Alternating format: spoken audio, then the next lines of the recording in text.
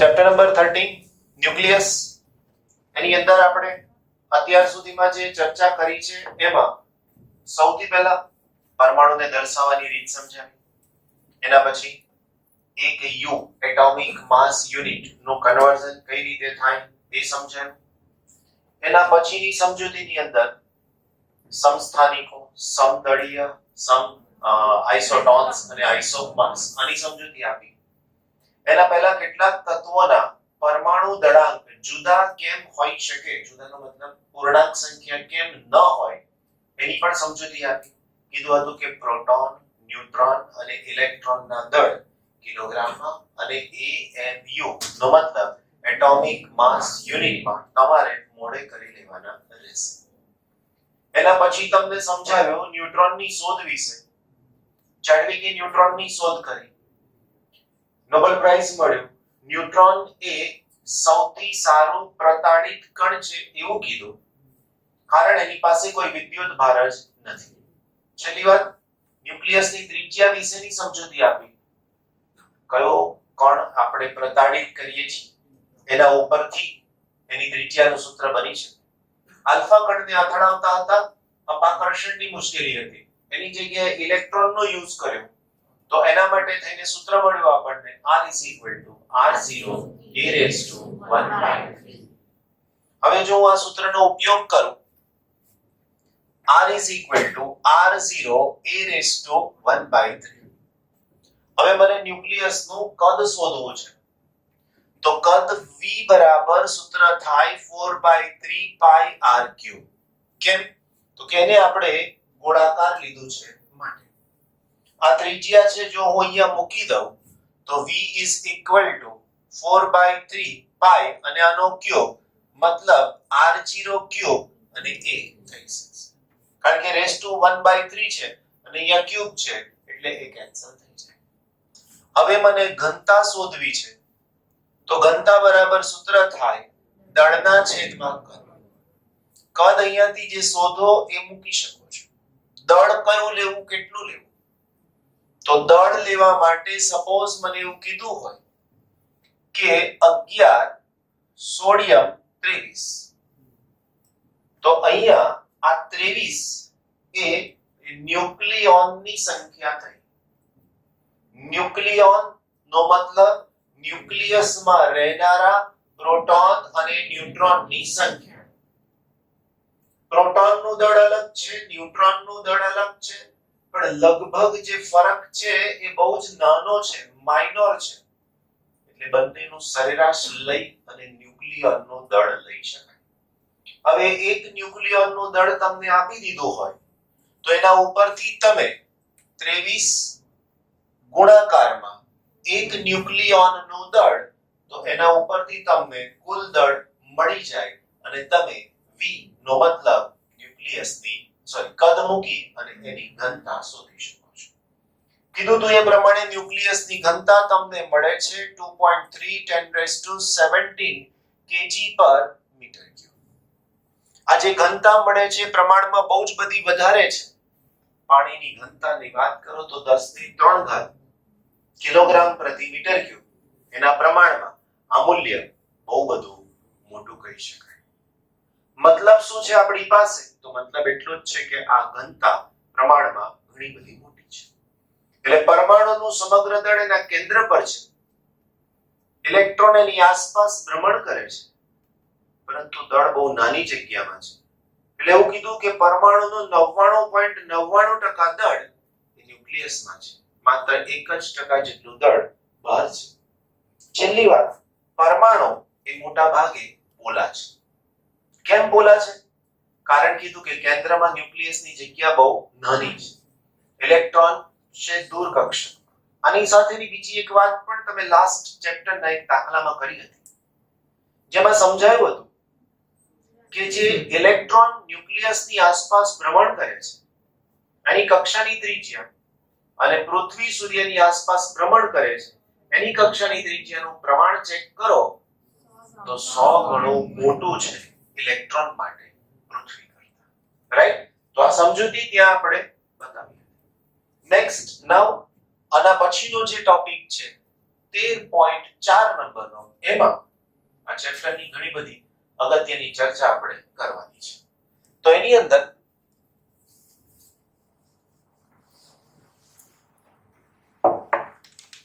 દળ અને ઊર્જા એને સમજાવવાના છે અને એની સાથે સાથે બંધન ઊર્જા સમજાવવાની છે. દળ અને ઊર્જા અને બીજું છે ન્યુક્લિયસની બંધન ઊર્જા. રાઈટ. આઇન્સ્ટાઈનની theory of relativity, special theory of relativity બે અલગ અલગ છે.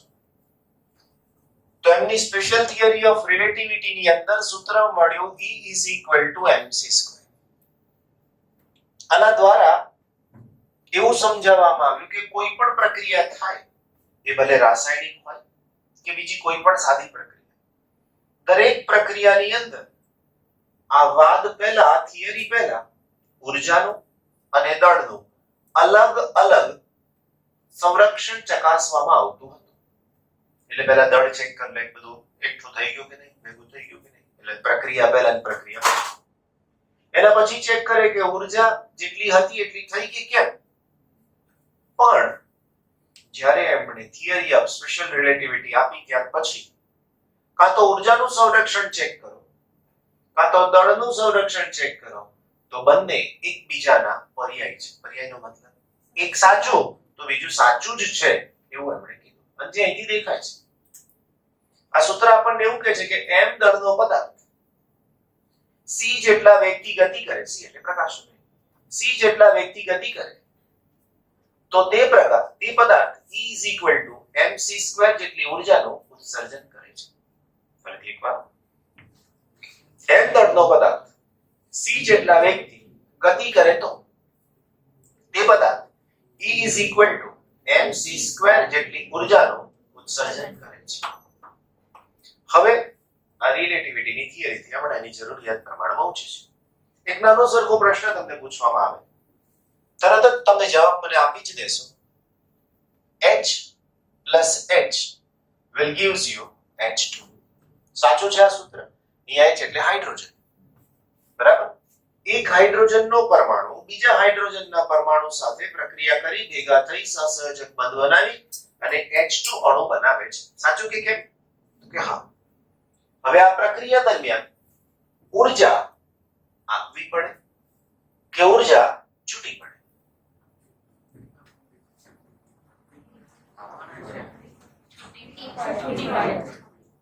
આપવી છૂટી પડે. એટલે ઊર્જા આપીને છૂટી પડે. શું થાય? ઊર્જા આ બાજુ વાળા કે આપવી પડે, આ બાજુ કે છૂટી પડે. એટલે આપણે નવો નિયમ રાખ્યો, ઊર્જા આપીને છૂટી પડે. રસાયણના મહાન જ્ઞાનીઓ બેઠા છે મારી સામે. ભૌતિકનું જ્ઞાન તો આમે ઓછું જ છે, પણ એવું કહેવાય છે કે રસાયણનું જ્ઞાન મારા વાલા બાળકો પાસે બહુ વધુ છે. એટલે મારા વાલા ડાયાઓ થોડાક વધારે પણ ખરા. તમને એવી ખબર છે કે જ્યારે પણ બંધ બને, રાસાયણિક પ્રક્રિયાને બંધ બને એવી પ્રક્રિયા બતાવે તો હંમેશા ઊર્જા છૂટી જ પડે. રાઈટ? ઊર્જા છૂટી પડે. ઉષ્માક્ષેપક જ હોય, બહુ જ રેર ઓફ ધ રેરેસ્ટ એવું હોય કે એને કદાચ બનાવવા માટે તમારે ઊર્જા આપવી પડે. આવી પરિસ્થિતિની વાત કરું છું. હા, એનો ક્રાઇટેરિયા અલગ હોઈ શકે કે તાપમાન આટલું જોઈએ, દબાણ આટલું જોઈએ, એ બધું અલગ છે. હું એની વાત નથી કરતો. હું તો આવી સાદી એકદમ ભૌતિક વિજ્ઞાનની પ્રક્રિયાની વાત કરું છું. હવે તમને એવો પ્રશ્ન થવો જ જોઈએ, થયો પણ હશે, પણ ક્રાઇટેરિયામાં આવી ગયો. જો બોલે સો નિહાલ તો કે શાસ્ત્રીય. એટલે તમારા રસાયણ વિજ્ઞાનના ધુરંધર એ ભાષાએ કે તમને કીધું કે જો વાલા બાળકો, જો બચાવ, H plus H is equal to H2 ને ઊર્જા છૂટી પડે. એકદમ સાચી સર. તમે અહીંયા કીધું હોત ઊર્જા આપવી પડે, એકદમ સાચું છે. કેમ? સર જેટલા જોરદાર હોય તેમના બાળકો ના પાડી જ ના શકે. રાઈટ? કોઈના દિમાગમાં એવો પ્રશ્ન થયો ખરો કે ઊર્જા છૂટી કેમ પડે? તો ઘણા જવાબ આપે છે, બહુ સરસ જવાબ. સર બંધ બને ને એટલે ઊર્જા છૂટી પડે. હું એ જ પૂછું છું કે આ બંધ બને તો ઊર્જા છૂટી કેમ પડે? સર એ બંધ બને તો જ છૂટી પડે. પણ શેમાં આવી ગયું કે જો બોલે સુનિહાલ સત શ્રી અકાલ એની અંદર એટલે તકલીફનો ભરાવો માત્ર ફિઝિક્સમાં જ છે. હું મેથ્સનું સૂત્ર લખું તોય પ્રોબ્લેમ અને એ જ મેથ્સના સર જો બચાવો એમ કરીને સૂત્ર લખી નાખે વિદ્વાન સર કે આપણા મેથ્સના સાહેબ એટલે બધા સાચું જ માની લે. કોઈ પૂછે નહીં કઈથી આવ્યું શું થયું, કોઈ માથાકૂટ જ નહીં કરવાની. બરાબર. બંધ બને એટલે ઊર્જા છૂટી પડે બસ. પણ કેમ કે ના એવું હોય હવે માની લો. હવે એ અહીંયા એટલા માટે મને જરૂર છે કે આપણે આ સમજાવવાનું છે. તેનું કારણ અહીંયા સમજવાની કોશિશ કરીએ. તમને કેમિસ્ટ્રીમાં પણ મદદ થશે અને ફ્યુચર ક્યારેક તમને કોઈ પ્રશ્ન પૂછ્યાની સાથે રિલેટેડ તો પણ તમે એકદમ સાચો જવાબ આપી શકો. તો જવાબ એવો છે વાલા બાળકો કે જ્યારે હાઇડ્રોજનનો પરમાણુ મુક્ત અવસ્થામાં હોય ત્યારે અને એ જ હાઇડ્રોજનના બે પરમાણુ જ્યારે બંધિત અવસ્થામાં આવે ત્યારે દરેક પદાર્થ પોતે સંતુલન મેળવે ત્યારે પોતે અમુક ઊર્જા ગુમાવે છે. આ ઊર્જા ગુમાવે છે એવું કેમ પણ? તો કારણ કે જ્યારે બંને જોડાય ત્યારે એ પોતે પોતાનું થોડુંક દળ ઓછું કરે છે. તો અહીંયા પોતાનું દળ ઓછું કરે છે અને આ જેટલું દળ ઓછું થાય એટલી ઊર્જાનું ઉત્સર્જન થાય છે. એટલે એવું સમજો કે અનુદળ x હોય, અહીંયા અનુદળ x, અનુદળ x, અનુદળ y, તો તમે કન્ડિશન એક ચોક્કસ લખી જ શકો છો કે x + x is always greater than y. એટલે આ બંનેના દળનો સરવાળો આના કરતા વધારે જ હોય. હવે જો આનીમાંથી આને બાદ કરી દઈએ અને જે દળ મળે એ દળને અહીંયા મૂકી દો અને ઊર્જા શોધો તો એટલી ઊર્જાનું ઉત્સર્જન થાય છે. આ એક સામાન્ય રાસાયણિક પ્રક્રિયા થઈ. આવી સેમ વસ્તુ ન્યુક્લિયસ માટે પણ શક્ય બને છે. આવી સેમ જ વસ્તુ ન્યુક્લિયસ માટે પણ શક્ય બને છે. ન્યુક્લિયસ એ પ્રોટોન અને ન્યુટ્રોનનું બનેલું છે. હું કોઈ પણ એક ન્યુક્લિયસની વાત કરી રહ્યો છું. x z a. આ ન્યુક્લિયસની અંદર એના પરમાણુ ક્રમાંક જેટલા પ્રોટોન રહેલા હોય છે. પહેલા દિવસે સમજાયું હતું આ ચેપ્ટરની અંદર. z એ એનો પરમાણુ ક્રમાંક છે. મતલબ શું? તો આની અંદર z શું છે? તો કે પ્રોટોનની સંખ્યા. a - z = શું થાય? તો કે n. આ શું છે? તો છે ન્યુટ્રોનની. સમજાય? તો એક પ્રોટોનની સંખ્યા, બીજું ન્યુટ્રોનની સંખ્યા. હવે આ પ્રોટોનની સંખ્યા મુક્ત અવસ્થામાં એનું દળ, ન્યુટ્રોનની સંખ્યા એને અનુરૂપ મુક્ત અવસ્થા અને એનું દળ, એનો સરવાળો જ્યારે આખું ન્યુક્લિયસ બની જાય તે અવસ્થામાં એનું દળ આના જેવી ઘટના બની શકે. હું એક એક્ઝામ્પલ બીજું આપું પછી એનું સૂત્ર લખો. 8 ઓક્સિજન 16. એનાથી વિશેષ વાત કરવી હોય તો હમણાં થોડી વાર પહેલા લખ્યું તો એ થોડું વધારે કમ્ફર્ટેબલ છે આપણી માટે. 11 સોડિયમ 23 એટલે એક્ઝેક્ટ ખબર પડે. તો આ 11 સોડિયમ 23 માં પ્રોટોનની સંખ્યા 11 છે. ન્યુટ્રોનની સંખ્યા એ 23 - 11 નો મતલબ 12 છે. હવે બરાબર સમજજો. હું અહીંયા લખું છું 11 માસ of proton plus 12 mass of neutron. આ કઈ અવસ્થામાં દળ થયું? મુક્ત અવસ્થામાં. એટલે 11 પ્રોટોન એટલે 1 2 3 એમ 11 ભેગા કરો. એક પ્રોટોનનું દળ મને ખબર છે તો 11 પ્રોટોનનું દળ મળી જાય. એક ન્યુટ્રોનનું દળ ખબર છે, એવા 12 ન્યુટ્રોનનું દળ ગુણાકારમાં લઈ લો તો mn થઈ જાય. ક્લિયર? એના પછી માઈનસ m. આ m શું છે? તો m એ ન્યુક્લિયસનું બંધિત અવસ્થામાં દળ. આ છે ન્યુક્લિયસનું બંધિત અવસ્થામાં દળ. વલાઓ બંધિત અવસ્થાનો મતલબ જ્યારે આખું ન્યુક્લિયસ બની ગયો હોય ત્યારની વાત. અને જો H2 અણુ બની ગયો ત્યાર પછીની વાત છે. તો હવે આ દળનો તફાવત જો હું શોધું તો એ મને મળી શકશે ડેલ્ટા M. આ બધું કોના માટે લખ્યું આપણે? તો કે 11 સોડિયમ 23 માટે. આ ડેલ્ટા M હું અહીંયા મૂકી દઉં તો મને આ E મળે. એને નામ આપવામાં આવે છે EB. આ ડેલ્ટા M ને નામ આપ્યું છે દળ ક્ષતિ. ક્ષતિ એટલે ભૂલ છે એવું નથી. જે તે સમયે માસ ડિફેક્ટ એવું ઇંગ્લિશમાં કીધું તો એનું ગુજરાતી થાય છે દળ ક્ષતિ. આ દળ ક્ષતિ એટલે ડેલ્ટા M અને અહીંયા કિંમત મૂકી દીધી છે સ્ક્વેર વડે ગુણી નાખીએ એટલે તમને શું મળી જશે EB. EB નો મતલબ બાઇન્ડિંગ એનર્જી. ગુજરાતી બંધન ઊર્જા. કોની? ન્યુક્લિયસ. હવે પર્ટિક્યુલર એક્ઝામ્પલ લીધું. હવે મારે કોમન કોઈ પણ ન્યુક્લિયસને લાગુ પાડવું છે. કોઈ પણ ન્યુક્લિયસ. તો ત્યાંથી બનાવેલું સૂત્ર હું ડાયરેક્ટ અહીંયા લખવા માંગુ તો મને દળ ક્ષતિનું સૂત્ર શું મળે? તો કે દળ ક્ષતિ that is equal to delta M. સૌથી પહેલા કોનું માસ લેવાનું? તો કે આ. તો ZMB. વાલા બાળકો Z શું બતાવે છે? પ્રોટોનની સંખ્યા. પ્લસ N શું બતાવે છે? ન્યુટ્રોનની સંખ્યા. તો N ઇન્ટુ શું કરવાનું? સોરી, આ બંને થઈ ગયા પછી તો માઈનસ, રાઈટ? અને એની સાથે કોનો ગુણાકાર? તો કે c². તો આ શું મળ્યું? Delta M. ડેલ્ટા M એટલે દળ ક્ષતિ. દળ ક્ષતિનું ઇંગ્લિશ વર્ડ માસ ડિફેક્ટ. હવે હું આની અંદર EB શોધી નાખું તો એનું સૂત્ર થઈ જશે ડેલ્ટા M ઇન્ટુ c², જેને કહેવાય EB. EB નો મતલબ બંધન ઊર્જા. EB નો મતલબ બંધન ઊર્જા. English word binding energy. કેટલીક વાર આમાં E બેન્ડ પણ શોધવામાં આવે છે.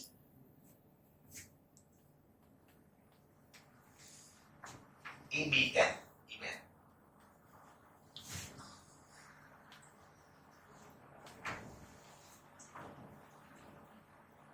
EBN નહીં ખબર પડે. તો આ જે છે એને કહેવામાં આવે છે ન્યુક્લિયોન દીઠ બંધન ઊર્જા. આ A એટલે પરમાણુ દળાંક અને આ પરમાણુ દળાંક એટલી સંખ્યા ન્યુક્લિયસમાં હોય. ન્યુક્લિયસમાં રહેનારા પ્રોટોન અને ન્યુટ્રોનનું કમ્બાઇન્ડ નામ ન્યુક્લિયોન, રાઈટ? એટલે આ EB એ બંધન ઊર્જા થઈ કોની? ન્યુક્લિયસની. EBN શું થયું? ન્યુક્લિયોન દીઠ બંધન ઊર્જા. અને ઊંધું સમજવાની કોશિશ કરી. ધારો કે આના ન્યુક્લિયસમાં 23 ન્યુક્લિયોન છે. ધારો કે નીચે છે કારણ કે સોડિયમ લખી દીધું છે. 11 સોડિયમ 23. એટલે એના મતલબ કે સોડિયમના ન્યુક્લિયસમાં 23 ન્યુક્લિયોન છે. આ બધાને તોડી નાખવા છે એટલે છૂટા પાડી દેવા છે. જો આ બધાને મારે છૂટા પાડી દેવા હોય તો શું થાય? આ બધાને છૂટા પાડી દેવા હોય તો મારે આટલી ઊર્જા આપવી પડે, બરાબર?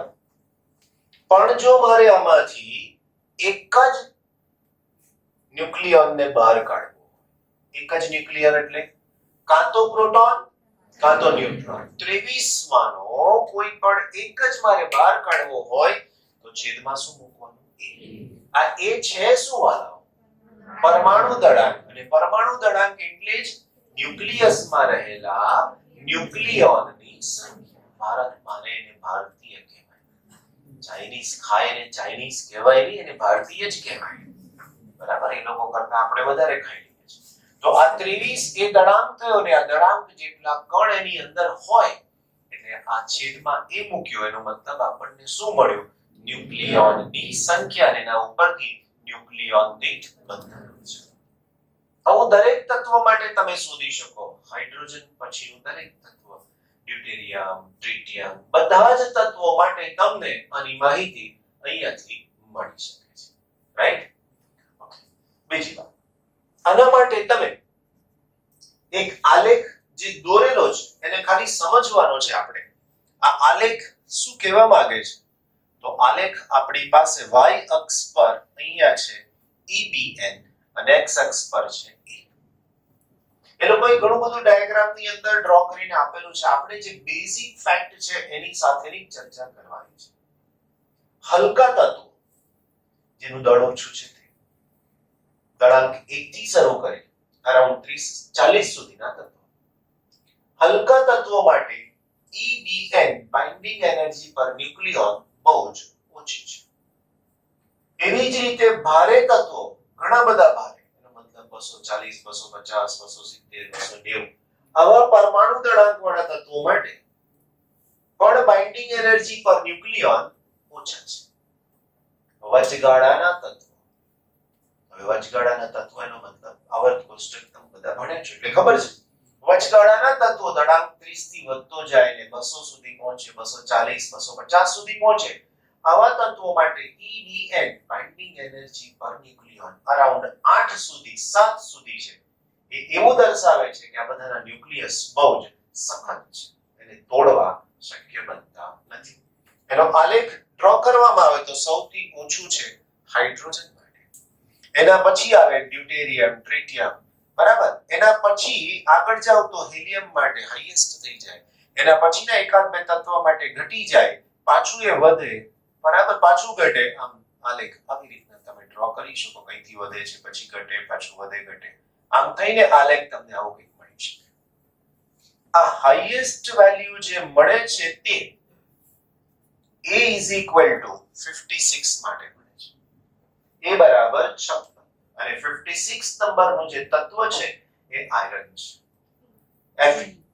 તો સૌથી હાઈએસ્ટ બાઇન્ડિંગ એનર્જી પર ન્યુક્લિયમ જો શક્ય હોય તો એ Fe માટે શક્ય છે અને એના માટે દળાંક છે 56. બીજી વાત મેં તમને કીધી એ પ્રમાણે આ વચગાળાના તત્વો અહીંયાથી આ વચગાળાના તત્વો કે જેના માટે બાઇન્ડિંગ એનર્જી પર ન્યુક્લિયોન વધારે છે, બાકીના તત્વો અહીંયાથી આગળથી એના માટે બાઇન્ડિંગ એનર્જી પર ન્યુક્લિયોન ઘણા બધા ઓછા છે. અને અનુરૂપ તમે બે પ્રકારની પ્રક્રિયાઓના નામ સાંભળ્યા છે. બે પ્રકારની ન્યુક્લિયર પ્રક્રિયા. એક પ્રક્રિયાનું નામ છે વિખંડન અને બીજી પ્રકારની પ્રક્રિયાનું નામ છે સંલયન. અસ્થાયી જ બંને. એટલે જો કોઈ ભારે તત્વ હોય તો એ પોતાની જાતે જ બીજા બે નાના ન્યુક્લિયસમાં પરિણમે તો એ પ્રક્રિયાને નામ આપીએ છીએ વિખંડન. ઊર્જાનું ઉત્સર્જન થાય. જો કોઈક નાનું તત્વ છે એવા બે હલકા તત્વો ભેગા થાય અને મોટું તત્વ બનાવે તો એમાં પણ ઊર્જાનું ઉત્સર્જન થાય છે. આવી પ્રક્રિયાને ન્યુક્લિયર સંલયન પ્રક્રિયા કહે છે. ન્યુક્લિયર વિખંડન પૃથ્વી પર શક્ય છે અને એનો ઉપયોગ ન્યુક્લિયર રિએક્ટર બનાવવામાં થાય છે, બરાબર. એ પ્રક્રિયા ન્યુક્લિયર રિએક્ટરમાં વપરાય છે. ચેપ્ટર નંબર 6 લાસ્ટ થિયરી એસી જનરેટર. એમાં ત્રણ પ્રકારના એસી જનરેટરના નામ હતા. First one thermal power generator, second one hydro power generator, third one nuclear power generator. આ પ્રક્રિયા પૃથ્વી પર શક્ય બને નહીં. કેમ? તો કે કીધું તાપમાન બહુ જ ઊંચું જોઈએ, 10,000, 15,000, 20,000 કેલ્વિન જેટલું. એટલે કાં તો પ્રક્રિયા થાય કાં તો આપણે રહી શકીએ. એમાંથી એક થાય. પણ આપણે રહીએ છીએ એટલે પ્રક્રિયા થવા દેતા નથી. સૂર્યમાં આવી પ્રક્રિયા શક્ય છે. એની સાથે સાથે કાર્બન નાઇટ્રોજન ચક્ર નામની પ્રક્રિયા છે જે અતિ ઊંચા તાપમાને શક્ય બને છે. એટલે આવી બધી પ્રક્રિયામાં શું નામ છે? સંલયન. રેડિયો એક્ટિવ, આ બંને પ્રક્રિયાને ઇંગ્લિશમાં પણ નામ આપ્યા છે. રેડિયો એક્ટિવ, વિખંડન અને સંલયન ઇંગ્લિશ વર્ડ શું હોઈ શકે? ફિશન અને બીજો વર્ડ ફ્યુઝન, રાઈટ? એની સાથે સંકળાયેલા આ બે વર્ડ છે. બીજી થોડીક ચર્ચા આની સાથે કરીએ. હવે આની સાથેની બીજી ચર્ચાની અંદર એવું છે કે ન્યુક્લિયસ એની અંદર A બરાબર 30 થી તમે આગળ વધતા જાઓ તો એવું ધ્યાન રાખવાનું કે વધારાનું જે પ્રોટોન ન્યુટ્રોન એડ થાય છે એની સંખ્યા સૌથી પહેલા તો સમાન હોતી નથી. 8 oxygen 16, 8 proton 8 neutron, 6 carbon 12, 6 proton 6 neutron, 9 fluorine 18, right, 9 proton 9 electron, sorry neutron. પણ સોડિયમની વાત કરો તો 11 સોડિયમ 23, 11 પ્રોટોન 12, 27 27 નંબરનું તત્વ કોબાલ્ટ, 27 કોબાલ્ટ 60, 27 પ્રોટોન અને 33 ન્યુટ્રોન. આવું કેમ? આવી નાઇન્સાફી કેમ? કાર્બને પ્રશ્ન પૂછ્યો, આવી નાઇન્સાફી કેમ? અમે નાના એટલે અમને ઓછું વધારે. પછી યુરેનિયમની વાત કરીએ, 92 યુરેનિયમ 232 રાખીએ, બાદ બાકી થોડીક સહેલી પડે. આમ તો 235 થી સ્ટાર્ટ થાય, પણ આ તો બાદ બાકી સહેલી પડે, બાકી 235 રાખીએ તો 235 238 કેટલા થાય? તો કે 92 પ્રોટોન અને 140 અરાઉન્ડ 140 સમથિંગ, 143 145 whatever. તો 140 ની ઉપરના પ્રોટોન સોરી ન્યુટ્રોન. આવું કેમ? મોટા છે, આપણે ચાલે નહીં. કાર્બન બિચારો કાઢી પડ્યો. ઓકે, ઓક્સિજન તો કે હવે શ્વાસમાં લેવાનું બંધ કરી દેવાનું, જવાનું જ નહીં, સ્વચ્છતા રહે કોરોના. બરાબર. તો આનું રીઝન એવું છે, સ્ટેબિલિટી છે. કોની સાથેની સ્ટેબિલિટી છે? તો સ્ટેબિલિટી છે કે જેની અંદર એની અંદર આપણને એવી ખબર છે કે આ ન્યુક્લિયસ છે. હવે આ ન્યુક્લિયસની અંદર આપણે એવું સમજાવીએ, અહીંથી ન્યુક્લિયસ અહીંયા લઈ આવ્યા, પ્રોટોનની સંખ્યા, ન્યુટ્રોનની સંખ્યા બધું ભેગું થઈ અને એ નંબર ધારો કે p, અહીંયા p એક પ્રોટોન રજૂ કરતો નથી, ન્યુટ્રોન રજૂ કરતો નથી, એ ખાલી સંખ્યા રજૂ કરે છે. 23 60 235 આવી સંખ્યા.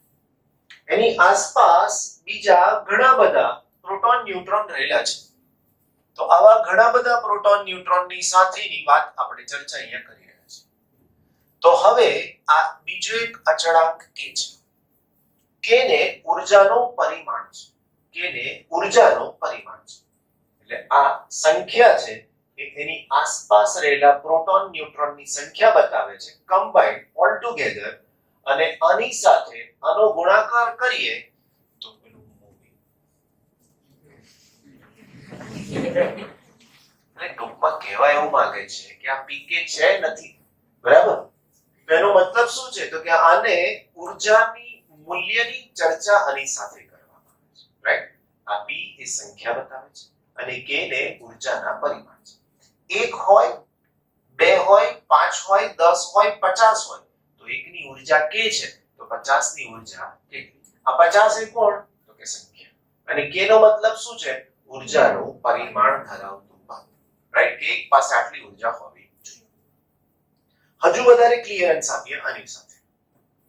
આની અંદર ન્યુક્લિયસની અંદર પ્રોટોન અને ન્યુટ્રોન બહુ જ વધારે પ્રબળ આકર્ષણ બળથી જોડાયેલા છે, જેને નામ આપીએ છીએ લઘુ આંતરીય બળ. તમને ખબર પણ છે કે ન્યુક્લિયસની અંદર પ્રોટોન પણ છે, ન્યુટ્રોન પણ છે. અહીંયા રહેલો કોઈ પ્રોટોન વિચારો 92 યુરેનિયમ 235 માંથી. તો આ પ્રોટોન સિવાયના આની અંદર બાકીના કેટલા પ્રોટોન હશે? 92 પ્રોટોન છે, એક મેં અહીંયા બતાવ્યું. તો બાકીના કેટલા પ્રોટોન આની અંદર છે? 91. આ 91 પ્રોટોન અને ધક્કો મારે છે. ધેટ મીન્સ અપાકર્ષી બળ લગાડે છે. કેમ? કારણ બંને જે પ્રોટોન છે એની ઉપર વિદ્યુત ભાર ધન છે અને બે ધન વિદ્યુત ભાર હંમેશા એકબીજાને અપાકર્ષે છે. તો એવો પરિણામ અહીંયા આપણને મળ્યું. પણ તેમ છતાંય એ બહુ જ નાના કદની અંદર જકડાઈને રહે છે. તો આનું કારણ શું? કેમ આવું થઈ શકે છે? તો એની અંદર પ્રોટોન ન્યુટ્રોન અને ન્યુટ્રોન ન્યુટ્રોન વચ્ચે આકર્ષણ બળ લાગે છે. ખરેખર તો શું થવું જોઈએ? અપાકર્ષણ. કોની વચ્ચે? બે પ્રોટોનની વચ્ચે. પણ તેમ છતાં અહીંયા બે પ્રોટોન, ન્યુટ્રોન ન્યુટ્રોન અને પ્રોટોન ન્યુટ્રોન, આ બધાની કોઈ પણ જોડ હોય, ગમે તે હોય, બે પ્રોટોન ચાલે, બે ન્યુટ્રોન ચાલે, પ્રોટોન ન્યુટ્રોન ચાલે, બરાબર, બે નજીક નજીકમાં છે, તો એ બંને લઘુ આંતરીય આકર્ષણ બળ દર્શાવે છે. અને આ લઘુ આંતરીય આકર્ષણ બળને કારણે આ ન્યુક્લિયસની અંદર બધા જ જકડાઈને રહેલા છે. એનો મતલબ કે ગુરુ આંતરીય અપાકર્ષી બળ ઉપરાંતનું વધારાનું બળ આની અંદર અસ્તિત્વ ધરાવે છે અને એના પરિણામ સ્વરૂપ એ એની અંદર જકડાઈને રહી શકે છે. So all about the binding energy of nucleus as well as mass and energy. દળ અને ઊર્જા, એની સાથે સાથે ન્યુક્લિયસની બંધન ઊર્જાની સમજૂતી. અવશ્ય એક પ્રશ્ન તમને ગુજરાત બોર્ડમાં મળશે જ. એ ચાહે 3 માર્ક્સનો દાખલો હોય, 2 માર્ક્સની થિયરી હોય કે એકાદ 2 એમસીક્યુ હોય, કમ્પલ્સન ગુજરાત બોર્ડમાં હશે જ. સેમ વે ગુજકેટમાં પણ 100% ની પોસિબિલિટી, એની સાથે સાથે નીટમાં પણ એટલી જ શક્યતા. JEE ની ગેરંટી આપી શકાય નહીં. રીઝન એવું છે કે એમાં કયું લોજિક પકડાય એ થોડું અગત્યનું હોય છે એટલા માટે, રાઈટ?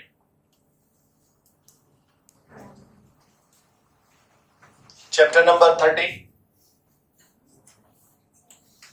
ઉદાહરણ 2.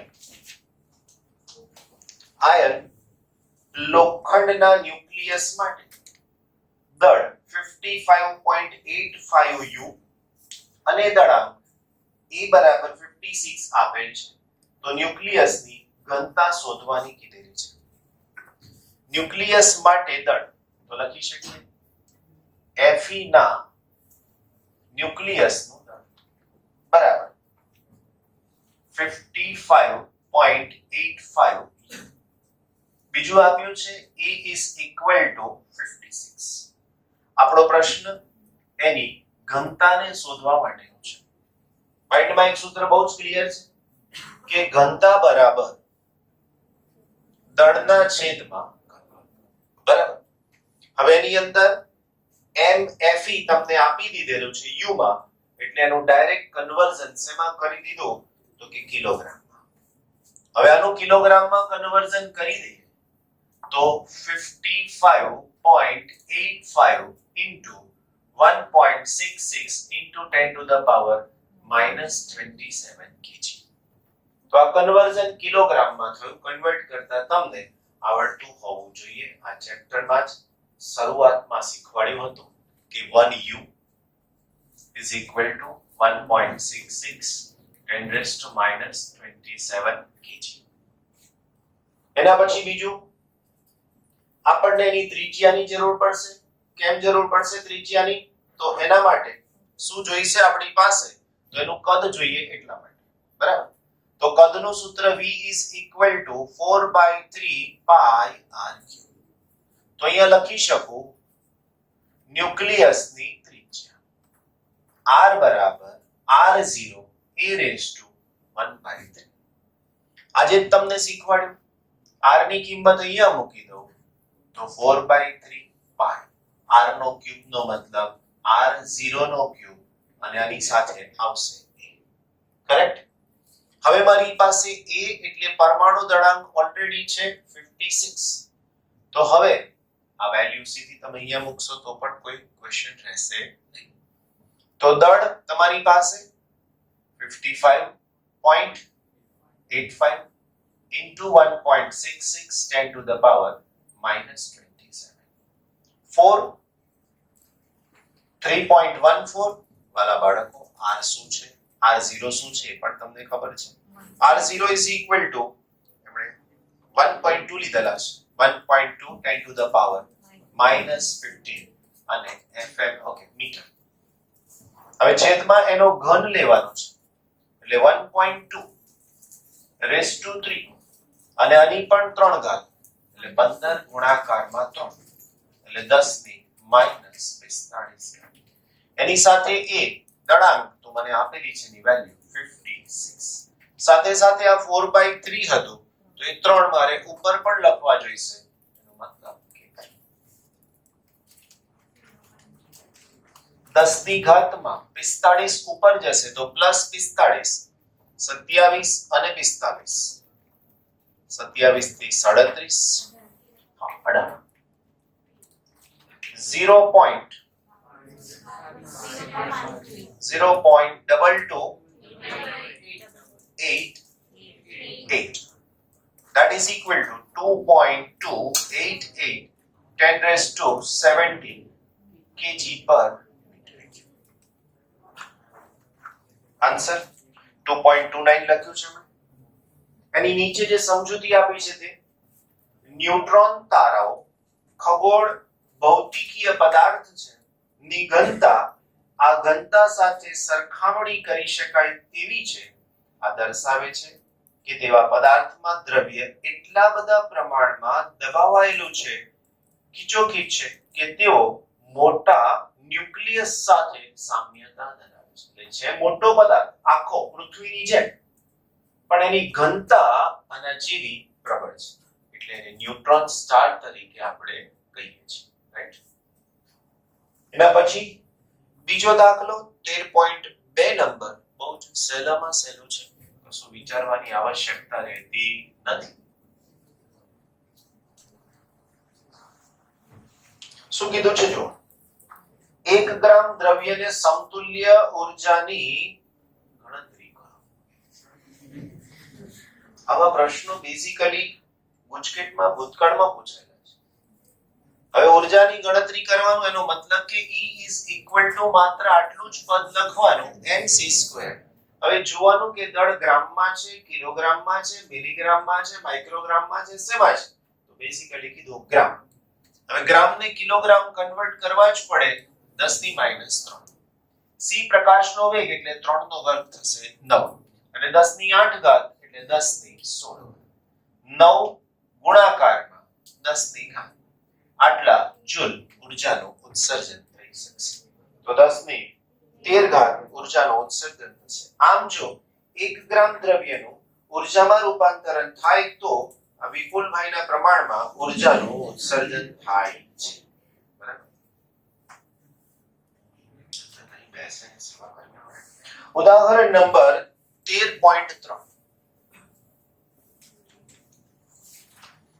એક એટોમિક માસ યુનિટ યુને સમતુલ્ય ઊર્જા પ્રથમ જૂલમાં અને પછી MeV માં શોધો આ પરથી 8 ઓક્સિજન 16 ની દળ ક્ષતિને MeV/c² માં દર્શાવો પ્રશ્ન બરાબર શાંતિથી વાંચો નહીં તો આવડા કઈ ગંદે લાગી જશે બરાબર તો સૌથી પહેલા આપણી પાસે 1U ને કન્વર્ટ શેમાં કરવાના છે તો કે જૂલમાં તો લખી શકીએ અહીં 1U that is equal to 1.66 એમણે આખી કિંમત લખી છે 05 into 10 raised to -27 kg હવે તમને આ પ્રશ્ન પૂછ્યો હશે તો આ કિંમત નહીં આપેલી એટલે એવરી ટાઈમ તમને કહું છું કે આવી નહીં આપેલી કિંમત પર તમારે રાઉન્ડ મારવાનું અને ક્વેશ્ચનમાં જરૂરી છે એવું તમારે બતાવી દેવાનું એટલે જ્યારે પણ આની જરૂરિયાત હોય ત્યારે એ વસ્તુ તમને યાદ આવી જાય હવે આને સમતુલ્ય ઊર્જા શોધી નાખીએ આપણે તો લખી શકીએ ઊર્જા E is equal to mc². m નો મતલબ into c એટલે પ્રકાશનો વેગ અને એનો પણ વર્ગ છે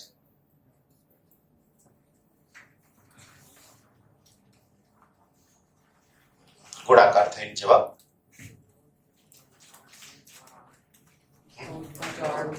14.9445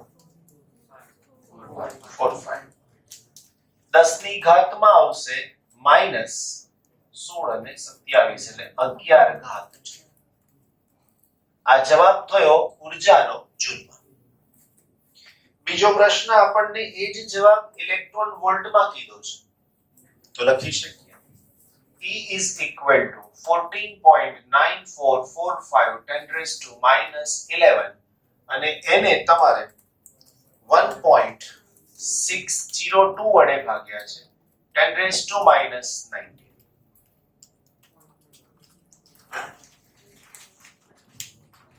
9.3286 into 10 raised to 11 ની સાથે 19 છે તો 8 થઈ શકશે અને એટલા EV થઈ શકશે. હવે આને મારે MEV માં કન્વર્ટ કરવા છે. MEV નો મતલબ મેગા અથવા મિલિયન ઇલેક્ટ્રોન વોલ્ટ. તો આ બે દશાંશ ચિહ્ન અહીંથી આમ ખસેડી દો તો આનો જવાબ થઈ જશે 932.86 10 raised to 6 EV. તો આનો જવાબ થઈ જશે 932.86 MEV. આ MEV નો મતલબ મેગા અથવા તો મિલિયન ઇલેક્ટ્રોન વોલ્ટ. 931.5 એમણે લખેલું છે, રાઈટ? એના પછીની આગળની વાત 1U is equal to એમણે જુઓ c² ને કઈ બાજુ લઈ લીધા તો 1U is equal to 931.5 MeV upon c². આ બધું લખ્યું કોના માટે? U માટે, રાઈટ? હવે U ની જગ્યાએ પછી કોનો ઉપયોગ કર્યો? mc². તો અહીંયા હું લખું mc² is equal to this. કારણ આ તો ઊર્જા જ છે અને ઊર્જા એટલે mc². હવે આ દળ લીધું કેટલું આપણે? આ બધી ગણતરી કરી એમાં દળ કેટલું લીધું? કે 1 એટલે કે આટલા કિલોગ્રામ અને એનું આ બધું કન્વર્ઝન થયું. હવે મને આની જગ્યાએ 1U મૂકી દઉં તો ચાલે. તો આ C ક્યાં જાય? આ બાજુ છે. એટલા માટે એમણે અહીંયા લખ્યું છે કે 1U that is equal to 932.86 MeV upon ખરેખર અહીંયા નહીં upon c² લખવું જોઈએ. એમણે શું કર્યું છે? આની જગ્યાએ લખ્યું છે આ c². એટલે આપણે શું સમજીએ? એકમ ત્યાં c² મૂકેલો છે. Not like that. શું કર્યું તો કે અહીંયાના જે m ની સાથેના c² હતા એને એમણે લખ્યા છે that means c². બરાબર? પણ પછી પરીક્ષામાં જઈએ તો આવું થોડું કોન્ટ્રાડિક્શન આવ્યું, વિરોધાભાસ આવ્યો. તો એમણે માંગ્યું છે પ્રમાણ લખી નાખવાનું. અહીં પછી માથાકૂટ નહીં કરવાની કે આવું અમારા સરે કીધું હતું એટલે આવું લખ્યું, અહીંયા લખ્યું હતું, એવું નહીં. એમણે શું કીધું છે તો કે MEV upon c² લખો. મારા તો મગજમાં ક્લિયર જ છે ને કે ખરેખર આખાના છેદમાં છે. તો રાઉન્ડ મારી ચેક કરી લેવાનું કે આ વસ્તુ આપણે આવી રીતના જ રજૂ કરવાની રહેશે.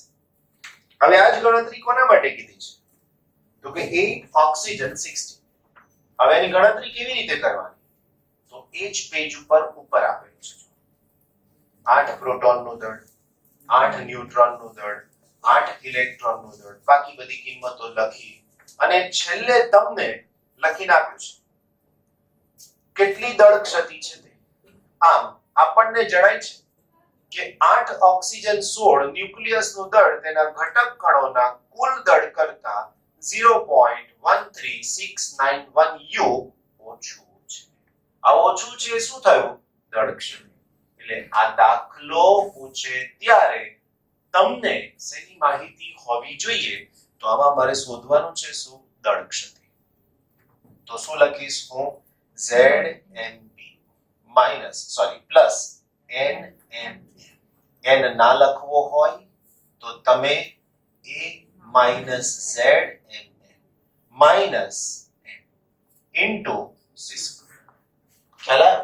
અત્યારે હું ડેલ્ટા m શોધું છું એટલે c² જરૂરી નથી. કોનું દળ આપેલું હોવું જોઈએ? પ્રોટોન. કોનું દળ હોવું જોઈએ? ન્યુટ્રોન. પ્રોટોનની સંખ્યા 8 ગુણાકારમાં એનું દળ, ન્યુટ્રોનની સંખ્યા પણ 8 ગુણાકારમાં એનું દળ, માઈનસ આ m પણ આપેલા હોવા જોઈએ અને ત્યારબાદ તમને જે ડેલ્ટા m મળે છે એ કિંમત શેમાં આવશે તો કે u માં. અને એ કિંમત કેટલી છે તો એ કિંમત તમને 0.13691 છે, રાઈટ? તો આ પ્રમાણે એ જવાબ મળી ગયો. હવે તમારી પાસે એક કન્વર્ઝન આવી ગયું કે 1u તો આ જવાબ તો આટલા u તો કેટલો જવાબ મતલબ આનો ગુણાકાર આની સાથે કરી દો એટલે આન્સર જો નીચે ડેલ્ટા m નો આન્સર બતાવ્યો તમને delta m is equal to 0.13691u that is equal to 0.13693 into 931.5 MeV upon c square તો એનો છેલ્લો જવાબ 127.5 MeV upon c square આમ 8 ઓક્સિજન 16 નું તેના ઘટકોમાં વિભાજન કરવા માટે જરૂરી ઊર્જા કીધું છે હવે છતાંય પાછો એકમ જેવું તમને લાગે જ છે રાઈટ અહીંયા ક્યાં લખ્યો છે c square પણ એ ખરેખર અહીંયા છે રાઈટ કેમ કયો શબ્દ વાપર્યો છે આપણે ઊર્જા શબ્દ અને ઊર્જા શબ્દ વાપરે તો એ c નીચે જાય છે c નીચે જાય છે ને છતાંય આને કયું નામ આપીએ છે દળની જગ્યાએ ઊર્જા ધ્યાન રાખીને રાઈટ કારણ કે એનો એકમ જુઓ MeV upon c square બતાવ્યો છે રાઈટ તે વખતે આપણે એને સમજવાનું રહેશે કે એ ઊર્જાની સમજૂતી રહેશે ઓકે